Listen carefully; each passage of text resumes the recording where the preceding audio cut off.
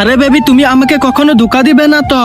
আরে বেবি মরে যাবো তবু তোমাকে ধোকা দিব না। স্যার ওই যে শালা ওকে ধরেন তাড়াতাড়ি। আরে বেবি তাড়াতাড়ি পালাও। আরে বেবি ওরা আমাদের পিছু নিয়েছে কেন?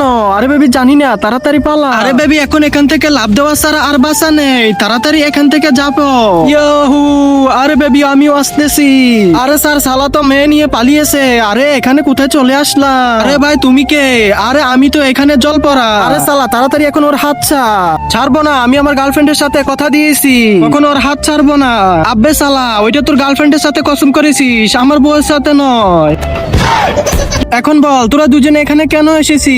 আরে জলপর আমরা তো বিয়ে করার জন্য যাচ্ছিলাম। আব্বে শালা তাহলে কাজী অফিসে যা, এখানে কেন এসেছি? আরে জলপরা না, আসলে ওকে আমি খুব ভালোবাসি, ওর সাথে বিয়ে করতে যাচ্ছিলাম আর এখানে এসে গেছি। এখন বল তুই কি ওকে ওর থেকেও বেশি ভালোবাসিস? ও ঠিক যেভাবে তোকে ভালোবাসে। হ্যাঁ, আল্লাহর নামটি দেখে যে ভিডিওতে লাইক করে চ্যানেলটা সাবস্ক্রাইব করে দিবে। হে আল্লাহ তুমি তার সব মনের আশা পূরণ করে দিও। সবাই কমেন্টে বলো আমিন। আরে বাবু সরি, একটু ফিলিংস এসে গেছিল।